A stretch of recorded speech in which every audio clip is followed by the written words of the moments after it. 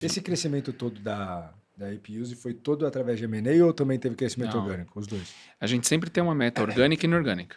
Legal. Normalmente a orgânica, quando você as metas de crescimento, elas são inversamente proporcional ao seu tamanho, né? Tá. Então, quando você tinha 70 pessoas, mais ou menos, é fácil você crescer 30%, 40%. Aí as coisas vão diminuindo, né? Então, a gente sempre conseguiu crescer 2 dígitos aí, né?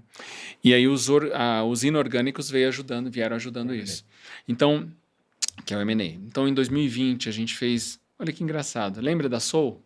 Lembro. Que eu trabalhei lá, a gente começou. Aí eu saí, fui pra Oracle, voltei pra AppUse. Quando eu cheguei na AppUse, a gente comprou a Soul. Caramba, que legal. Foi legal. A Soul ainda existe até hoje, mas só com aquela parte inicial de educação corporativa. A parte de SAP, nós compramos. Caramba. Então foi uma baita de um aprendizado pra Legal. gente e tudo. Aí teve a pandemia. Até a pandemia. Então deu uma quebrada, mas apesar de que foi financeiramente, foi um dos nossos melhores anos. É mesmo? A Caramba. gente conseguiu bater vários recordes, mas claro que não foi à custa de algumas coisas ruins, Sim. né? Então, poxa, a gente bloqueou salários, a gente não deu bônus, Sim. porque a gente não sabia o que ia acontecer. Exato, vocês precisaram né? se E segurar. segurou tudo, né? Então, eu tive salário ali congelado por pouco. Então, a gente fez uma operação de guerra, né? Sim. Foi uma operação de guerra. Então, como a gente segurou uma questão financeira ali, a gente teve um boom de receita que depois a gente recompensou para o time, né? Recompensou para o time. Aí depois, em 2019, a gente comprou, em 2022, né? Depois, quando veio a pandemia, a gente comprou uma outra empresa do mesmo tamanho que a gente, que era concorrente. Caramba. Esse foi um dos maiores desafios. Mais desafiadores. A gente dobrou de tamanho. Aí depois a gente comprou uma empresa de cloud, de AWS. Caramba. Então a gente entrou no mundo de Amazon, AWS, multi-cloud, essas coisas. E semana passada, a gente assinou um contrato com a quarta empresa, que é a empresa de Sorocaba. Coach IT, já está aí nas mídias, tudo direitinho. Que é uma empresa também focada no SAP, RP, que a gente vai ter uma sinergia muito legal com a gente. Muito legal Deixa eu entender um pouco da tua visão sobre a compra, né? Você comprou a Soul primeiro para absorver o quê? Qual foi o principal? Ali foi a parte de SAP. SAP. A parte de SAP mesmo. Vocês já tinham SAP, não? Já tinha, mas eles tinham algumas coisas lá que nós não tínhamos. Boa. Tinha umas áreas, o que a gente chama de evolução lá, que é a parte pós-implementação, né? Então, você implementa o sistema. Legal, e aí? Que aí que a brincadeira começa. Exato. Todo mundo foca, eu brinco com o pessoal da SAP. Na implementação. Assim, não, aí o pessoal fala do Go Live, né? Que é o que a gente chama de saiu em vivo, né? Que é o salir em vivo em espanhol. Mas e o Stay Live, cara? Que é o mais difícil. Que é a hora que Murphy tá escondido lá, ele vem, né? É a hora que ele vem, porque ele tá lá escondido, bonitinho e tal. Quando você dá o Go Live, filhão, o Murphy chega para você e faz o caos na sua vida. E aí, a Soul tinha um approach de um suporte pós-Go Live bem muito legal, bom. Que a gente trouxe e criou uma área nova dentro da AppUse. Que legal. Então, teve uma estratégia. Então, assim, a nossa tese de compra de empresa, ela não é focada somente no financeiro.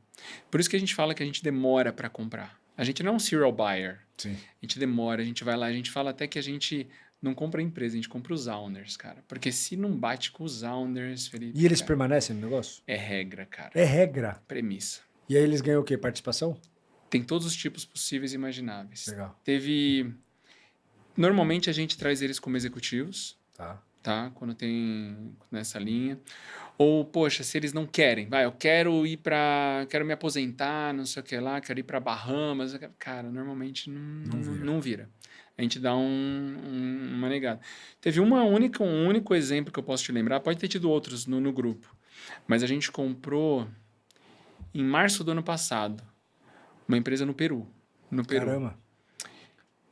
Que eu fui lá também ajudar nesse processo. E os donos não vieram. Mas os donos já tinham 70, 80 anos. Então, outra fase. Incríveis. Olha, eu aprendi em uma semana lá no Peru com esses donos mais do que em um ano. Porque é incrível, incrível. Só que aí eles fizeram, a gente acordou com eles 6 meses, por exemplo, para ajudar na transição e depois tranquilo. Quando a gente fala owner, a gente tá falando de dono, dos né? Donos. É os fundadores. Os fundadores da os empresa. Fundadores mesmo. E pensa, porque assim, cara, principalmente quando a gente fala de serviço, vocês já teve empresa, sabe como é que é. Você meio que cria uma confiança com a galera. Total.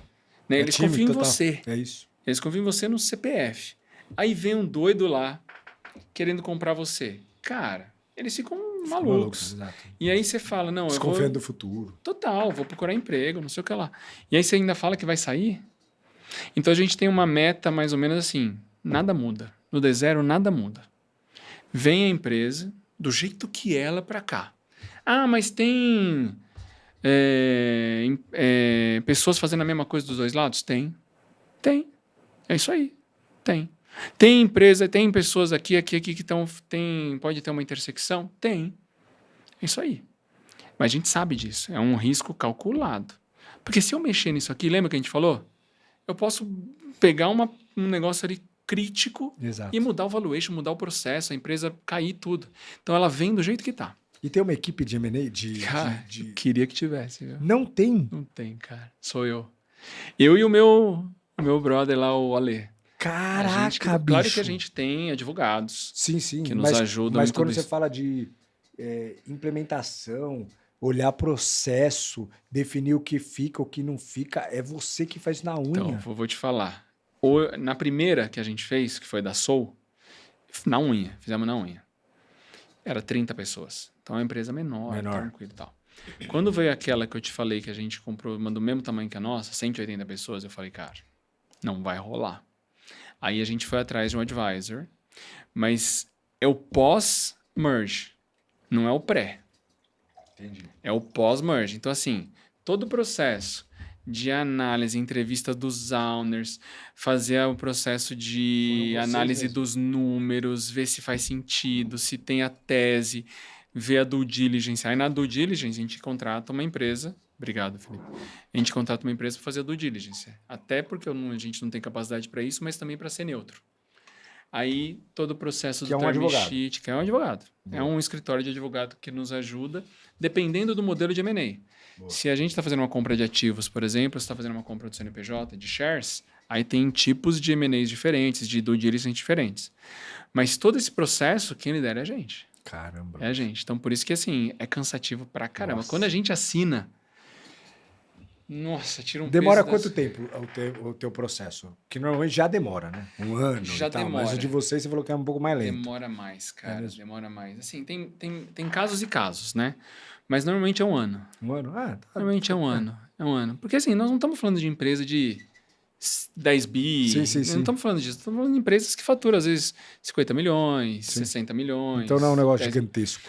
Mas por tese. Por tese. Então a gente tem uma tese mesmo de uma empresa que já está rampada, que já tem clientes, que já está faturando um determinado valor, que não tenha tantos colaboradores, está ali, não tem os seus 30, 40 colaboradores e tal.